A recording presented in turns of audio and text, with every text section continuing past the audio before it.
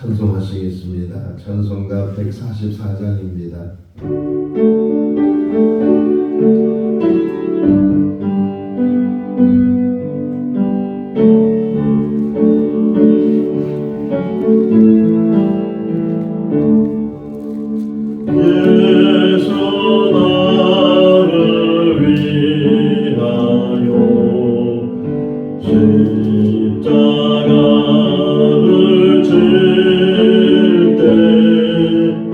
세상 죄를 지시고 고쳐나가셨네.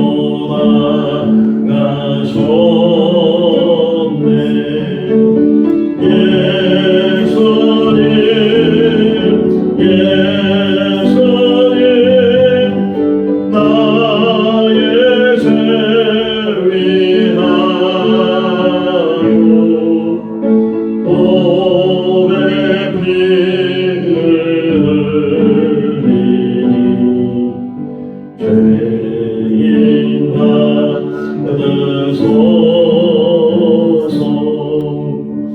십자가를 지심은 무슨 죄가 있나. 저도지한 사람들 메시아 주였네. 예수님 예수님 나의 죄 위하여 몸에 피를 흘리니 죄인 받으소서.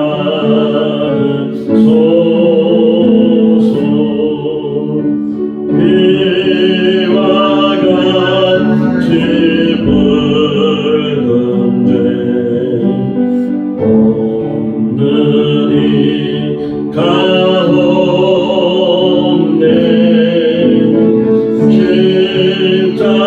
십자가의 공로로 금방 같이 되니 예수님 예수님 나의 죄 위하여 몸에 피를 흘리니 죄인 받으소서.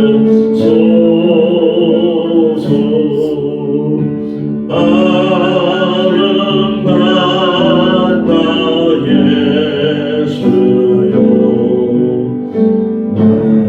나의 좋은 친구. 예수 공로하니며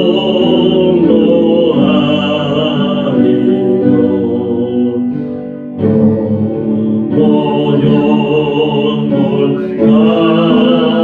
가운데 예수님 예수님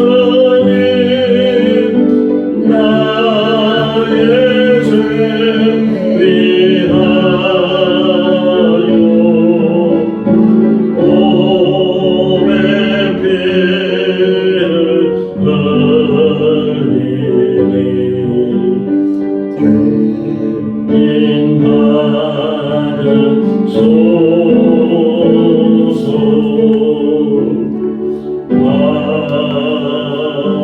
아멘. 마태복음 21장 33절에서 46절 말씀입니다. 마태복음 21장 33절에서 46절. 다른 한 비유를 들으라. 한 집 주인이 포도원을 만들어 산울타리로 두르고 거기에 즙자는 틀을 만들고 망대를 짓고 농부들에게 세를 주고 타국에 갔더니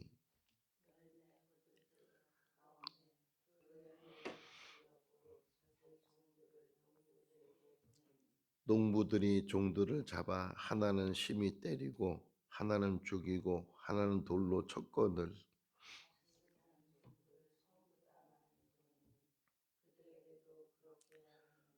후에 자기 아들을 보내며 이르되 그들이 내 아들은 존대하리라 하였더니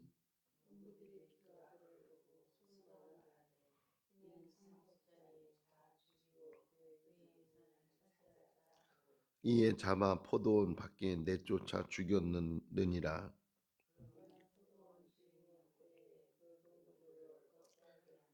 그들이 말하되 그 악한 자들을 진멸하고 포도원은 제때에 열매를 바칠 만한 다른 농부들에게 새로 줄지니이다.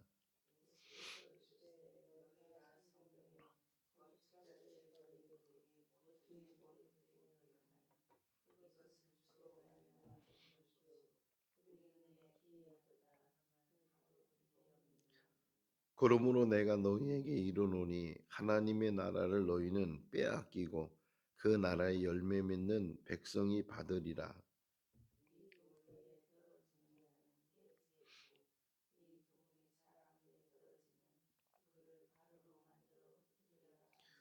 대제사장들과 바리새인들이 예수의 비유를 듣고 자기들을 가리켜 말씀하심인 줄 알고 잡고자 하나 무리를 무서워하니 이는 그들이 예수를 선지자로 알미었더라. 아멘. 할렐루야. 지금 러시아하고 우크라이나가 전쟁을 하고 있는데 3년 이상 지금 전쟁을 하고 있습니다. 전쟁을 시작한 나라는 러시아고 그래서 많은 피해를 지금 입고 있는 나라는 우크라이나인데 지금도 우크라이나 사람들은 종전 그러니까 전쟁을 하지 않고 휴전을 하거나 아니면 전쟁을 끝내면 좋겠다. 러시아 역시도 푸틴이 계속 휴전할 수 있다, 종전할 수 있다. 그런데 조건이 뭐냐면 자기들 말을 들어야 되고 또 하나는 전쟁에서 빼앗은 그 땅은 자기들한테 달라는 거예요. 지금 러시아도 얼마나 큰 땅이 있어요. 그런데도 그게 모자라서 그 옆에 붙어 있는 우크라이나 그 땅까지도 빼앗으려고 우크라이나가 유럽 지역에 있는 나라거든요. 나토라고 해서 유럽 연합이란 연합체가 있어요. 그러니까 유럽에 있는 나라들 뭐 독일, 프랑스, 영국 뭐 이런 나라들이 연합을 해서 한 나라처럼 그래서 거기는 비자도 없이 그냥 기찻길이 다 연결되어 있고 버스길이 다 고속도로가 연결이 되어 있어서 그냥 무사히 국경 없이 통과를 하고 다 그런 연합을 가지고 있기 때문에 근데 아직 그 우크라이나 나라는 연합에 들어가지 못했기 때문에 그 나라가 그 연합에 들어가려고 하고 러시아는 들어가지 못하도록 들어가게 되면 자기들이 이제 통제도 못하고 간섭도 못하고 그러니까 우리들 말을 들어야 된다. 옛날 우리 소련이란 말 들어봤잖아요. 그 소련이라는 말은 연합국이었어요. 러시아를 중심으로 해서 그 옆에 붙어 있는 여러 나라들이 다 소련이라는 연방 국가 안에 들어갔다가 다 독립해 나왔죠. 독립해 나오면서 우크라이나도 거기에 뭐 속하게 되는데 그런데 아직도 그 속국처럼 러시아가 생각을 하고 있어서 자기들 말을 들어야 된다. 그리고 이 땅은 우리 땅이다. 그래서 땅을 막 빼앗고 그러는 상황이. 어떤 면에서는 욕심이잖아요. 자기 것도 많은데 그 옆에 그 작은 나라의 땅까지도 빼앗으려고 하니까 얼마나 큰 욕심이겠어요. 오늘 본문 이야기 속에서 이 말씀을 오늘 아침에 일어나서 묵상하면서 참 예수님은 이야기꾼이다. 우리 옛날에 뭐 떡 하나 주면 안 잡아먹지 이게 어느 때 시작한지 모르지만 계속 내려온 이야기잖아요. 할머니가 들었고 그 들은 할머니가 또 그 자녀들 자손들한테 들려주고 이게 계속 예 있었던 이야기를 들려주는 건데 예수님이 만드시는 이야기, 비유로 말씀하시기를. 그러니까는 그냥 천국에 대해서도 말씀할 수 있지만 잘 제대로 이해를 하지 못하니까 비유로 이렇게 표현하잖아요. 또 비유로 말씀하시면서, 그러니까 예수님께서 어떤 면에서 만드신 이야기잖아요. 예수님의 만드신 이야기지만 설명해 주는 이야기, 천국이 어떤 곳인가 하는 것을 오늘 33절을 읽으면서 뭘 느꼈냐면, 여기 집주인이란 말이 나오죠. 집주인. 한 비유로 말하기를 집주인이 포도원을 만들고 또 틀도 만들어 놓고 망대도 만들어 놓고 울타리도 만들고 요 표현을 생각해 보니까 어디가 생각이 나요? 창세기가, 창조 이야기가. 이 집주인이 누구를 가리키는 거예요?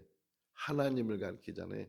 하나님이 다 만들었다는 게, 우주를 만들고 지구를 만들고 사람을 만들고 모든 환경을 만들고 다 만들었어요. 필요한 모든, 여기 보면 33절 자세히 보시면 다 가서 일만 하면 될 정도로 필요한 모든 것들을, 포도원도 망대도 울타리도 뭐 집도 틀 따는 것도 다 만들어 놓고, 그런 다음에 이제 농부들한테 그거를 맡겼다. 세를 줬다 그렇게 표현돼 있죠. 세를 주고, 그러니까 주인은 아니.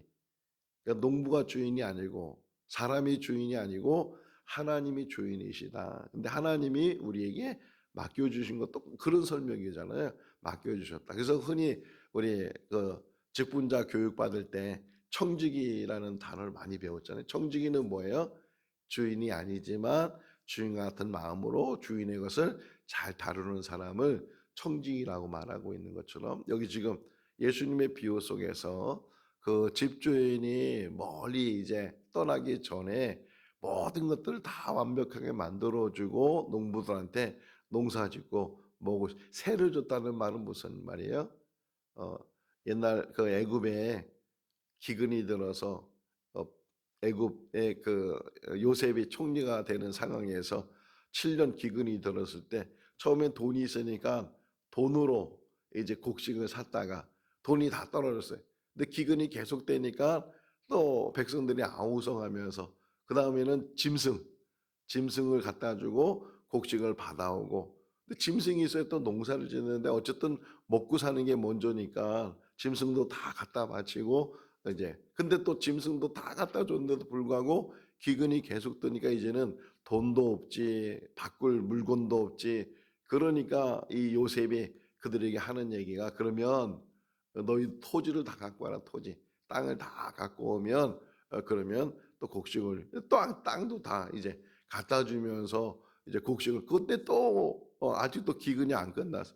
이제 돈도 없지, 물건도 없지, 짐승도 없지, 땅도 없지. 그러니까 이제 요셉이 하는 얘기가, 그러면 너희들이 갖다 준 땅, 그 땅을 너희한테 다시 경작할 수 있도록 돌려줄 텐데, 그런데 거기에서 5분의 1을 바로에게 바쳐라.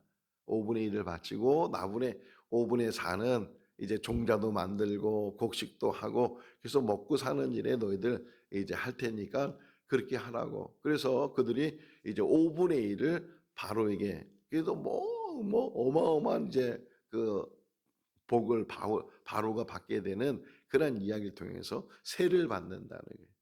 제가 처음 목회를 나갔을 때 가을, 늦가을이었을 것 같아요. 늦가을 아니면은 초겨울이었는데 갑자기 누가 계세요. 교회하고 사택이 붙어 있었는데 계세요. 그래서 나가 보니까 어느 좀 40대 50대 되는 남자분이었는데, 근데 그분이 토지세를 받으러 왔대요. 토지세. 아니 우리 농사 짓는 것도 없고 근데 무슨 토지세냐고 하니까, 이 땅이 원래는 자기 땅이라는 게, 자기 땅인데 거기다 교회를 짓고 사택을 짓고, 그래서 매년 1년에 한 번씩 토지세를 받으러 온다고. 근데 처음 갔으니까 아직 1년이 안 지났으니까, 그래서 옆에가 또 장로님 집이라 불나게 또 장로님한테 쫓아가 가지고, 그래서 아니 어떤 남자가 와서 토지세 달라 그러다, 아 우리가 매년 1년에 한 번씩 줬다고. 그러면서 재정부장한테 또 이렇게 연락을 하고 막, 그래서 토지세를 준 적이 있는데, 지금 여기 그 얘기예요. 세를 주고 이제 주인이 가서 뭐라고 표현돼 있어요. 34절에 보면 열매 거둘 때에 그냥 아무 때나 달라는 것이 아니고 이제는 추수를 하고 뭔가 생기고 열매를 거두고 뭐 그거 팔면 또 돈이 생기고 그러니까 이제 그 주인이 멀리 있지만 그 농부들이 이제 때를 해서 열매를 맺게 되니까 자기 종들을 보내서 여기 세라 그랬잖아요. 세를 줬으니까 세를 받는 그러한 일을 위해서 보냈는데 사람의 욕심이라는 게 있는 것에 만족하지 못하고 더 가지려고 하고 세를 안 주려고 했다는 게 안 주려고 하니까 어떤 방법을 썼어요? 35절에 종들을 때리고 심지어는 죽이고 돌로 치고 지금 이 종들은 누구예요? 선지자들을 표현하고 있잖아요. 하나님의 사람들을 표현하고 하나님께서 하나님이 계시다는 것, 하나님이 주인이시라는 것, 너희들은 이 모든 것들이 다 하나님의 선물이고 하나님의 은혜를 깨닫고 감사해야 되고 또 하나님 앞에 드릴 것이 있다면 드려야 되고 그러는데 그것 안 드리려고 목회하면서 조금 어려운 부분 중에 하나가 혹이나 헌금 이야기하고 하나님 앞에 바치는 일에 대해서 강조하고 그러면 우리 목사님은 돈만 한다고 아니 교회에서 거기 시험 들어서 교회 안 나오는 사람도 있고 전도받아서 왔다가 돈 얘기한다고 헌금 얘기한다고 그래서 그냥 교회 안 다니는 사람도 있고 막 그러잖아요. 근데 어떤 면에서 신앙이 깊어지면 깊어질수록 들으는 것이 기쁘잖아요. 없어서 못 드리는 것이지 내가 있다면 뭐든지 하나님 앞에 드리고 이 감사의 표현이 그런 건데 이걸 혹이나 뭐 세금 받는 거 뭐 받는 것처럼 그렇게 생각하면 안 되는데 어쨌든 지금 어떤 면에서는 신앙의 척도가 얼마나 자기 것을 다 내려놓고 모든 것이 하나님의 것입니다 라고 고백하면서 우리가 신앙생활을 해야 되는데 그러지 못하는 부분들 지금 여기 보세요. 세를 내는 건 당연한 일인데 그것도 안 내려고 주인이 보낸 종들을 심지어는 죽이기도 하고 그래서 그 다음에 더 많은 종들을 보냈다는 거예요. 36절에 더 많은 종들을 보냈는데 똑같이 뭐 몇 명이 오든 상관없이 그거 안 뺏기려고 안 내려고 당연히 줘야 되는 것 당연히 드려야 되는 것을 그것까지도 안 주려고 그렇게 손 움켜잡고 이게 우리의 욕심이에요. 우리의 탐욕에 내려놓아야 되는데 그리고 그것을 유대인들이 지금 잘 살잖아요. 유대인들이 어디 가든지 잘 사는 이유 중에 하나가 그들은 아예 신앙 교육을 태교부터 그러니까 뱃속에 있는 아이 때부터 신앙 교육을 시키는데 그 중에 하나가 구제하는 거예요. 구제하는 거. 그래서 태중에 있는 아이가 소리 들으라고 일부러 저금통을 동전으로 집어넣고 땅랑 떨어지는 그 소리를 이 안에 있는 아이가 들으라고. 그리고 출산하고 아이를 키우면서 항상 물질관에 있어서 세 가지로 구분시키는 거예요. 항상 하나님의 것이 있고 또 이웃을 돕는 구제하는 것이 있고 그리고 자기 것. 이렇게 세 가지로 구분을 해서 하나님 것을 하나님께 반드시 드리고 예수님 말씀 중에 그 있잖아요. 가이사의 것은 가이사에게 하나님 것은 하나님에게. 근데 우리는 이런 구분도 잘 안 해. 안 하, 예수 믿는 사람도 안 하는 일들이 참 많이 있는데 세상은 더 안 하잖아요. 세상 사람은 하나님 앞에 드린 게 뭐냐? 다 내 것이지, 우리 것이지. 내가 노력하고 내가 이렇게 수고하고 애써서 받은 거고 번 거고 취한 거지. 이래 가지고서 자기의 탐심, 자기 욕심 다 그거 자기 자녀들 줘야 그 제대로 쓰는 자녀들 얼마나 얘기했어요. 노력하지 않고 얻는 것은 쉽게 다 며칠 전에도 이렇게 인터넷 뉴스 보니까는 그 외국 사람인데 그 로또가 당첨이 돼서 수십억을 받았어요. 근데 수십억을 받았으면 얼마나 부자가 된 거예요. 그걸 잘 이렇게 해서 더 큰 부자가 되는지 아니면 그것 가지고 잘 살면 좋은데 대부분 로또 된 사람들 그 이제 이 추적해 보면 대부분 다 망해버려. 그냥 생긴 돈 때문에 흥청망청 쓰게 되고 유흥비로 쓰고 뭐 한다고 하고 쓰고 이래 가지고서 그냥 다 오히려 빚쟁이가 되고 감옥에 간 사람, 정신병원에 간 사람 이런 사람들이 부지기수로 많아지는 기후가 뭐예요? 자기가 땀 흘리고 노력하지 않았기 때문에 그냥 얻어진 건데 그런데 그렇게 얻을 수 있는 것을 만들어 주신 분이 누구냐? 하나님이신 줄로 믿습니다. 우리 신앙인일수록 더 깊은 신앙을 가지고 있을수록 내 것은 하나도 없습니다. 그것을 깨닫게 되면 인색 가장 조심해야 되는 게 우리가 인색함이에요. 고린도후서에 나오잖아. 헌금에 대한 이야기가 나오면서 헌금은 이제 자기가 자원해서 드리는 건데 인색하지 말아야 되고 심은 대로 거두는 것이고 정말 감사한 사람은 향후 붓는 이야기 속에서도 우리 지난 주일날 향후 그 붓는 이야기 들었지만 다른 복음서 요한복음을 봤지만 다른 복음서에 보게 되면 뭐라고 표현되냐면 시몬의 집에 들어갔을 때 한 여인이 향유를 부었는데 그런데 시몬이 막 뭐 놀래가지고서 그러냐고 저 여자는 어떤 여자 죄 많은 여자인데 그렇게 얘기하니까 예수님이 말씀하시기를 누가 더 은혜를 많이 깨달았느냐 너는 내가 들어올 때 뭐 손 씻을 물을 주기도 했느냐 발 씻을 물을 주기도 했느냐 저 여인은 자기 가진 거 다 퍼가지고서 나한테 이렇게 섬기고 그러는데 그런 모습 속에서 주님이 말씀하시는 게 뭐예요? 감사의 표시네 감사의 표시. 하나님 앞에 감사의 표시라는 데 있어서 우리가 저도 그렇고 우리 믿음의 사람들도 가끔 어떤 생각이 들어요? 인색한 생각이 든다는 거예요. 이것만 있으면 뭐도 할 수 있고 뭐도 할 수 있고 뭐도 할 수 있고 이것만 있으면 나한테 힘이 되고 그러다 보니까 정말 하나님 앞에 드리고 하나님 앞에 구별해야 될 그런 것들을 인색함으로 하지 못하는 그것이 자꾸만 이르다 보면 습관이 되어 버린다는 게 습관이 되다 보면 신앙생활에 늘 그것이 걸림돌이 된다.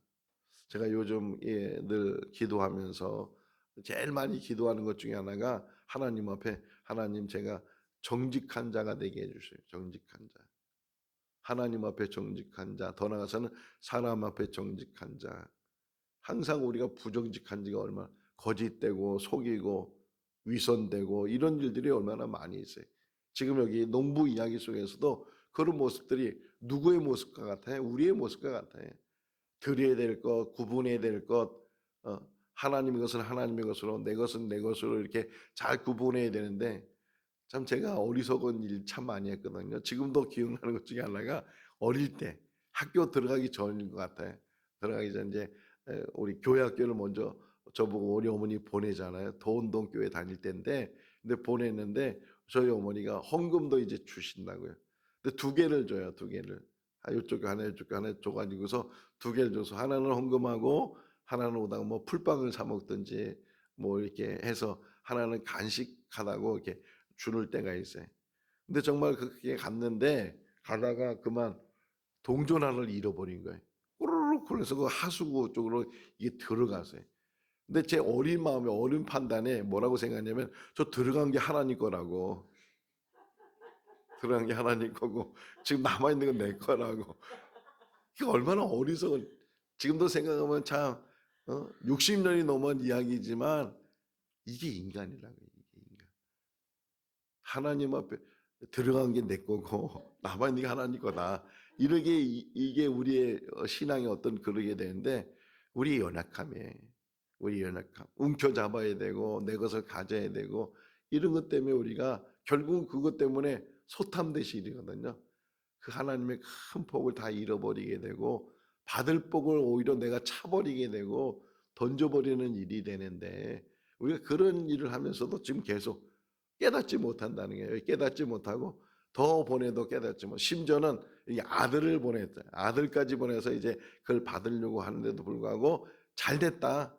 저 아들만 죽이면 이제 이 땅이 우리 땅이다. 저 상속자니까 상속자만 죽으면 우리 땅이다. 이래가지고서 지금 여기 보시면 아들도 죽였다. 38절 같이 읽어볼까요? 농부들이 그 아들을 보고 서로 말하되 그의 유산을 차지하자 하고 이 말이 무슨 말이냐면 하나님을 죽이는 거예요. 하나님 없이도 우리가 여기서 행복할 수 있어. 하나님 없어야 우리가 행복한 거야. 이거 다 우리 거잖아. 창조주? 창조주 필요 없어. 창조주가 어디 있어? 다 우리가 이렇게 애써서 우리 걸 만들었는데 이건 뭐 우리 게 아니라고 그래? 다 우리 건데 이래 가지고서 신앙을 잃어버린다는 게 어리석은 사람은 이렇게 표현된 시편이 있어요. 오늘 저녁 이제 시편 말씀을 같이 지금 설교 준비하면서 서론만 오늘 딱 되더라고요. 본문도 못 들어가고 이제 하는데 어쨌든 시편 14편 또는 53편에 보게 되면 어리석은 사람은 하나님이 없다고 한다. 하나님이 없다고 하는 게 뭐라고요? 어리석은 일이고 어리석은 말이고 어리석은 사람이 된다는 거예요.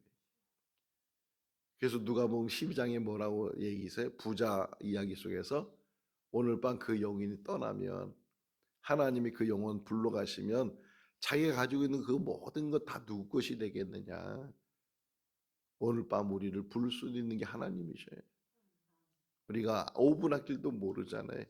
그런데 자기 것 만든다고 상속자까지 죽이면 자기 것이 된다고 하나님을 죽이고 하나님 없이도 자기 것을 만들면 된다고 그런 어리석음을 가지고 있다가 결국은 그 주인이 왔을 때 일어나는 일이 뭐냐. 여기 보면 전멸이란 말이 진멸 41절에 보면 다 진멸시킨다는 게 다 허사가 되고 그 모든 건 욕심 속에 탐욕 속에 더 가지려고 했던 것 모르겠어요. 푸틴의 마지막이 어떻게 끝날지 모르고 김정은의 마지막이 어떻게 끝날지 모르지만 정말 악한 자의 말로가 무섭잖아요. 두렵잖아요. 하나님 앞에 뭐 두렵고 아무리 이 땅에 그렇게 장수하고 악한 일에서 장수하고 잘 먹고 잘 산다고 잠언에 뭐라고 교훈하고 있어요. 부자 된 사람들, 악한 사람들 부러워하지 말라고 그들의 형통을 부러워하지 말라고 오히려 가난하면서도 없이 살면서도 하나님을 섬기는 것이 기쁨이고 신앙생활하는 기쁨이고 교회 나와서 기도하는 게 기쁨이고 찬송하는 게 기쁨이고 제가 시편 묵상하면서 지금 시편 너무너무 좋아요. 시편을 다시 묵상하면서 너무 좋은데 그 맛이 달라요. 맛이 다른데 정말 우리가 하나님 만날 수 있다는 것이 얼마나 큰 축복인가. 하나님이 우리 인생의 전부가 될 수 있기를 바랍니다. 그분이 전부가 되면요 행복한 거예요. 복이 있어라 그 사람 이렇게 제목이 되거든요. 원래 시편이 1편이 복이 있어라 그 사람. 근데 저는 바꿨어요.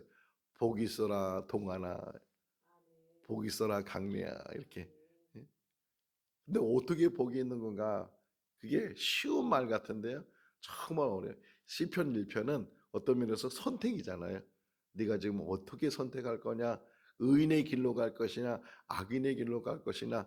어떤 선택 속에 사는데 여기 하나는 재물이 있고 세상에 연락이 있고 여기 하나는 하나님만 있어요. 근데 대부분의 사람들은 하나님만 있는 곳을 안 쳐다보고 여기 예수님의 시험 받을 때 세 번째 시험이 뭐예요? 세 번째 시험. 첫 번째는 이 돌을 떡으로 만들어라. 두 번째는 뭐예요? 성전에서 뛰어내려라. 세 번째가 화려한 걸 보여주면서 나한테 절하면 다 이거 너 줄게. 거짓말이잖아요. 속이는 거잖아요. 하나님이 것을 자기 것처럼 사단이 속여가면서 자기를 경배하라고 자기에게 절하라고 이게 지금 우리에게 보여주는 세상적인 쾌락과 세상적인 연락에 우리를 자꾸만 유혹하고 세상으로 나고 얼마나 재밌냐고 얼마나 편안하고 얼마나 좋으냐고 왜 사서 고생하냐고 왜 힘들게 그렇게 사냐고 신앙생활은 얼마나 고달파요. 이게 새벽에 나와서 그 추운데 차기 달려야 되고 나와가지고 그래서 근데 이 기쁜 마음을 느끼지 못하면 제가 군에서 이렇게 복무할 때 어느 저보다 병장이 저한테 그랬어요. 야, 너 무슨 재미로 사냐? 술도 안 먹지, 담배도 안 피지. 예? 너 무슨? 근데 제가 얘기가 요마침 났어요. 하나님 믿어보세요. 이렇게 요마침 나왔는데 병장이니까 내가 말을 못하고 하나님 믿는 것이 기쁨이 될 수 있기를 바랍니다. 여기 보세요. 다 진멸시킨다. 다 진멸시키고 그러면서 다른 사람들에게 이걸 줄 거다. 다른 사람에게. 그러니까 천국은 침노하는 자의 것이라 그러잖아요. 천국을 잃어버리면 안 돼. 우리 인생 가운데 가장 붙들고 있어야 되는 게 천국인 줄로 믿습니다. 제가 목회하면 목할수록 자꾸만 깊어지면 깊을수록 보이는 게 천국밖에 없더라고요. 우리는 천국을 향해서 가는 거예요. 이게 천국 가서 향한다고 하다가 결국은 그 잃어버리면 다 잃어버리는 거예요. 인생을 다 잃어버리는 것이고 한 번밖에 없는 기회잖아요. 인생에 한 번 사는 건데 이 한 번 사는 인생 속에서 천국 가는 그 일을 잃어버리게 되면 그 거기 들어가는 길을 잃어버리게 되면 얼마나 불쌍하겠어요. 하나님 잘 믿는다고 말하고 목사가 돼서 뭐가 돼서 교회 일 한다고 이렇게 열심을 갖고 그러는데 막상 천국에 들어가지 못하고 천국을 잃어버린다면 그보다 얼마나 더 여기 한번 보실래? 43절 읽어볼까요? 그러므로 내가 너에게 이르노니 하나님의 나라를 너희는 빼앗기고 그 나라의 열매 맺는 백성이 받으리라. 빼앗기는 자가 되지 않도록. 그 다음에 뭐라고 표현되어 있어요? 열매 맺는 자. 우리 어제도 말씀드렸지만 무성한 잎만 가지고 있는 나무는 말라버리잖아요. 저주받아 버리잖아요. 결국은 무화과 나무는 무화과를 열어야 되고 포도나무 포도를 열어야 되고 감람나무는 감람을 열매를 열어야 되는 것처럼 열매가 있어야 된다는 거예요. 우리 인생 속에서 이 땅에 사는 것 거저 사는 게 아니고 그냥 내 마음대로 사는 것이 아니고 이 땅에 살면서 사명으로 살아야 되고 이 땅에 살면서 영혼 구원하는 일에 왜 사도를 세웠어요? 사도의 의미는 보내심을 받은 자인데 그냥 보낸 게 아니고 심부름꾼이잖아요. 하나님의 복음을 전하라고. 로마서 10장에서도 말해요. 들음으로 인해서 우리가 믿음을 갖게 되는데 전해준 사람이 없으면 어떻게 들을 수 있겠느냐. 전해줘야 된다. 그래서 그 복음을 전하는 자의 발은 뭐라고요? 아름답다. 우리가 그런 인생을 살 수 있기를 바랍니다. 멀리 가서 복음을 전하지 못한다. 505장에 나오잖아요. 가까운 곳에 있어서 있는 자리에서 복음을 전하고 이 기쁜 소식을 전하고 예수님이 다시 오심을 전하고 천국이 있음을 전하고 영원한 나라가 있음을 전하면서 사는 것이 우리의 삶이 되어야 된다. 천국을 빼앗기는 자가 되는 것이 아니고 열매 맺는 자가 되어야 된다 하는 것을 예수님이 말씀하셔요. 근데 바리새인들은 여기 보세요. 45절 말씀에 읽어볼까요? 대제사장들과 바리새인들이 자기들을 가리켜 말씀하신 줄을 알고 그랬으면 알았다는 거예요. 자기들을 가리켜서 그렇게 말했으면 아 우리가 잘못했구나 잘못 생각했구나 잘못 판단했구나 그 말을 듣고서 돌이켜야 되는데 돌이키는 게 아니고 뭐라고요? 죽이려고 똑같이 이 농부들이 그 주인의 아들을 죽이려고 했던 것처럼 똑같이 죽이려고 했다는 거예요. 그래서 우리의 인생 속에서도 마찬가지예요. 듣고 깨달으면 돌이켜야 되는데 그래서 제가 늘 비유 중에 얘기잖아요. 사도행전 2장하고 사도행전 7장하고 사도행전 2장에는 베드로의 설교가 나오고 사도의 7장은 스데반의 설교가 나오는데 하나님의 말씀을 전한 거잖아요. 근데 똑같이 사람들이 그 말을 듣고 마음에 찔림을 받았는데 사도행전 2장에서는 우리가 어찌 알고 회개하면서 하나님 앞에 돌아온 반면에 이 스데반의 설교를 듣고 마음에 찔린 사람들은 강팍한 마음을 갖고 오히려 스데반을 돌로 쳐 죽이게 된다는 거예요. 그러니까 말씀을 듣고 깨달아 돌이키는 사람은 은혜 받은 사람인데 말씀을 듣고 오히려 시험에 들고 말씀을 듣고 오히려 하나님으로부터 멀어지는 사람은 그 사람은 오히려 은혜 받지 못한 사람이 되는 거예요. 항상 우리 마음이 열려져 있을 수 있기를 바랍니다. 무슨 말을 듣든 혹이나 그 말씀이 나를 세상 말로 사람들 말로 때린다고 할지라도 그것이 오히려 은혜가 되고 깨달음이 되고 돌이킴이 되고 아 내가 잘못한 것이 있구나. 내가 이런 면에서는 아직도 부족하구나. 그래서 깨달아서 하나님 앞에 돌아온 다음에 그것이 오히려 자기의 유익이 되잖아요. 제가 잘 쓰는 말 중에 하나가 전화위복이라는 말 잘 쓰잖아요. 화가 오히려 뭐가 된다고요? 복이 된다. 화가 복이 되는 것은 하나님 앞에 돌이키는 거예요. 깨닫는 거예요. 다시금 자기를 세워나가는 거예요. 사람은 자기를 못 보잖아요. 오히려 다른 사람이 잘 보고 더 잘 보는 분은 하나님이 잘 보시는데 혹이나 우리의 잘못을 깨닫는 그 지혜가 있어야 되고 깨달았다면 돌이키고 다시금 시작해도요 안 늦어요. 지금 다시 신앙생활해도 안 늦어요. 우리의 신앙 속에서 내가 잘하고 있다고 생각하지만 잘못하는 일이 얼마나 많이 있어요. 여기 지금 대제사장이나 바리새인들은 오히려 그 말을 듣고 찔림을 받고 돌이켜야 되는데 그 말을 듣고 더 분을 내고서 분냈다 그러잖아요. 더 말을 듣고 분을 내면서 오히려 예수님을 죽이려고 하는 그래서 결국은 죽이는 그러한 일들을 하는 것을 보면서 참 악함은 계속 가는 게 악함은 돌이켜야 되는데 돌이키지 못하는 일들. 시편 1편을 오늘도 묵상하면서요. 뭐 거기 나오잖아요. 악인들의 길을 쫓지 말고 죄인들의 길에 서지 말고 오만한 자들의 자리에 앉지 마라. 그런 표현이 나오는데 제가 뭐가 묵상이 됐냐면 누가 악인이고 누가 죄인이고 누가 오만한 사람이 여기 써 있어요 여기. 예, 오만한 사람, 죄인, 악인 오히려요 사기꾼들이 더 착해 보여. 얼마나 착한 말 잘하는지 몰라. 얼마나 좋은 말 잘하는지 몰라. 그죠? 그러니까 속는 거예요.